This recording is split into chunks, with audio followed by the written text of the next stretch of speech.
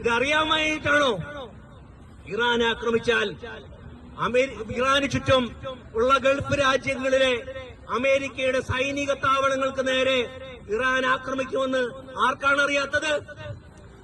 അത് സംഭവിച്ചാൽ ഈ ഗൾഫ് രാജ്യങ്ങള് എല്ലാ രാജ്യങ്ങളിലും അരക്ഷിതാവസ്ഥ വരും, അവിടെ യുദ്ധസമാനമായ അന്തരീക്ഷം വരും എന്നാണ് ആർക്കാണ് അറിയാത്തത്?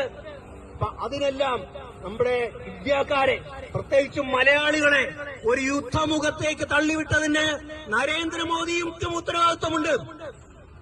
സാമ്രാജ്യത്വ ചേരിയോട് ചേർന്ന് നിന്നുകൊണ്ട് പുതിയൊരു അച്ചുതണ്ട് രൂപം കൊള്ളുകയാണ് നമ്മൾക്ക് സംശയിക്കേണ്ടിയിരിക്കുന്നു.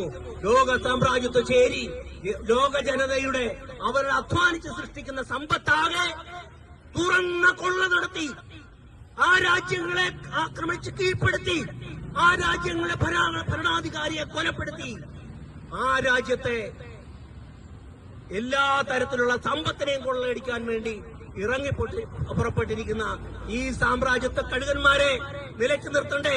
അതിനുള്ള മാർഗം എന്താണ്?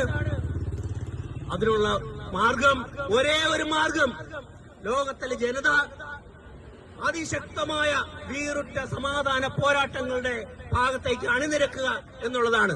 നേരത്തെ സംസാരിച്ച സഖാവ് ആർ.ബി. ചൂട് സൂചിപ്പിച്ചു, ലോകത്തൊരു ചേരി തിരിഞ്ഞു വരികയാണ്. എന്താണ് ആ ചേരി?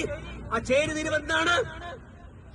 എല്ലാ ലോകത്തെയും ഭരണാധികാരികളും അവിടുത്തെ ജനങ്ങളും തമ്മിലുള്ള ആ വിള്ളൽ, ജനങ്ങൾ ഒരു ഭാഗത്തും ഭരണാധികാരികൾ അവർ ആരുടെ താല്പര്യങ്ങളാണോ സംരക്ഷിക്കുന്നത്, കോർപ്പറേറ്റുകളുടെ, മുതലാളിമാരുടെ, സാമ്രാജ്യത്വ കഴുകന്മാരുടെ താല്പര്യങ്ങൾ സംരക്ഷിക്കുന്ന ഭരണാധികാരികൾ മറുവശത്ത്.